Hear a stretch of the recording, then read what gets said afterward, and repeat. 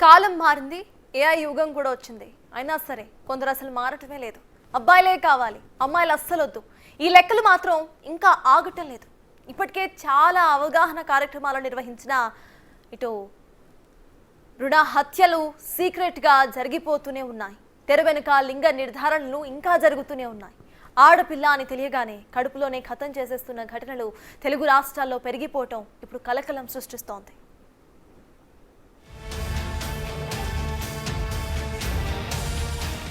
ఇదంతా artificial intelligence యుగం, advanced జమానా. స్త్రీ పురుష లింగభేదానికి తావులేని సొసైటీ. అయినా సరే కొందరు మాత్రం మారడం లేదు. తమకు అబ్బాయి కావాలని, కడుపులో ఉన్నది అమ్మాయని తెలిస్తే చాలు అబార్షన్ చేయించుకోవడానికి సైతం వెనుకాడడం లేదు. జనాల బలహీనతను క్యాష్ చేసుకునేలా ఇల్లీగల్ గా లింగ నిర్ధారణ చేస్తున్న ఘటనలు పెరుగుతున్నాయి. తెలుగు రాష్ట్రాల్లో ఈ తరహా ఘటనలు ఆందోళనకరంగా మారాయి. ఒక్కసారి ఈ ఇల్లు చూడండి,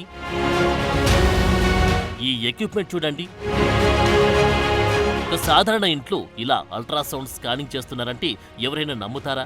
కానీ చేస్తున్నారు. చేయించుకునేవారు అడ్రస్ తెలుసుకుని మరీ వస్తున్నారు. అడిగినంతా ఇచ్చుకుంటున్నారు. ఆడబిడ్డ అని తెలిస్తే వెంటనే హాస్పిటల్కి వెళ్లి పిండాన్ని తీయించేస్తున్నారు. ఇదే కథ. చిత్తూరు జిల్లాలో లింగ నిర్ధారణ ముఠాను స్వయంగా జిల్లా కలెక్టర్ సుమిత్ కుమార్ అధికారులతో కలిసి చెక్ చేస్తే అసలు మ్యాటర్ బయటకొచ్చింది.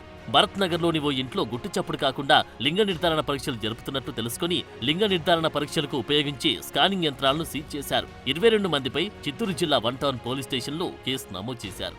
అలాగే ముఠాకు సహకరిస్తున్న 2 మెడికల్ షాపులను సీజ్ చేశారు డ్రగ్ కంట్రోల్ అధికారులు. ఇదే కాదు, ఇంతకు కొన్ని రోజుల ముందే చిత్తూరు నగరంలో గుట్టుచప్పుడు కాకుండా నిర్వహిస్తున్న లింగ నిర్ధారణ పరీక్షల భాగోతం బయటపడింది. 9వ వార్డులో గాంధీనగర్ వెంకటేశ్వర కాలనీలో ఓ ఇంట్లో ఈ పరీక్షలు చేస్తే ఇలాగే పట్టుకున్నారు. ఎంత చేస్తున్నా గల్లీకొకటి ఇలాంటి ఇల్లీగల్ స్కాన్ మిషన్లు ఉన్నాయా అన్న డౌట్లు పెరుగుతున్నాయి. వీటిని వెంటనే కట్టడి చేయాలి.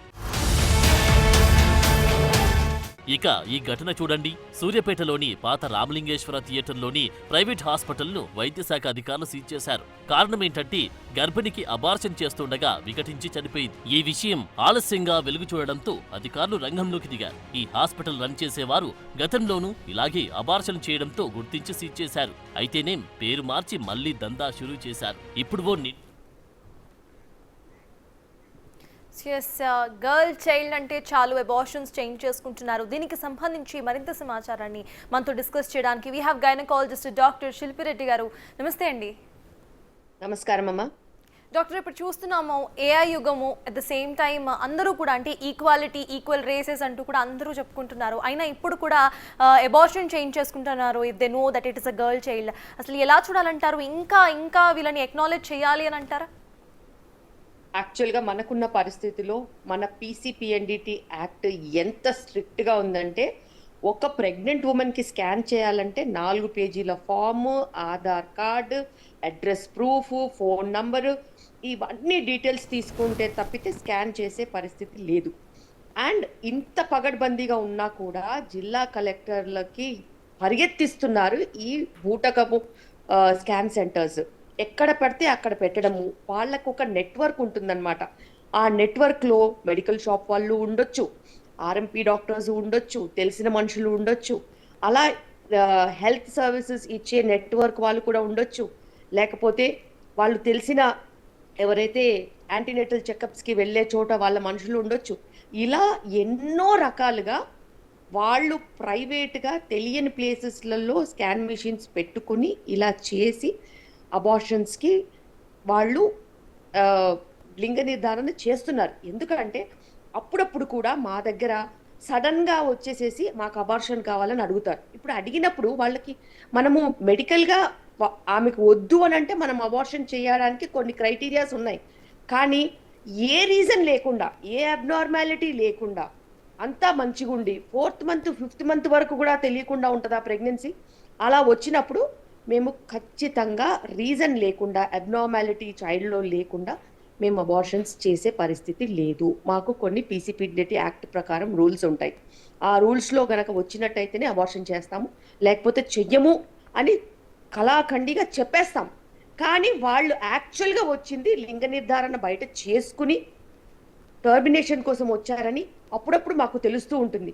వాళ్ళకి కౌన్సిల్ చేసి ఇలా చేయడం తప్పు, సెక్స్ రేషియో గనక మారిపోయినట్టు అయితే మనకి చాలా డేంజర్ లెవెల్లో వెళ్ళిపోతున్నాము.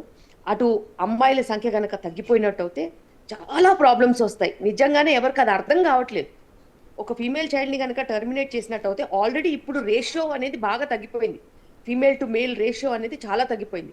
సగటున ఒకవేళ మనం 900 ఫీమేల్స్ తీసుకుంటే 1000 మేల్స్ తీసుకుంటే 900 ఫీమేల్స్ కూడా లేని పరిస్థితిలోకి వెళ్ళిపోతున్నాం. కొన్ని డిస్ట్రిక్ట్స్లో అయితే ఇంకా చాలా తక్కువ ఉంటుంది. 700 800 కూడా లేరు ఫీమేల్స్.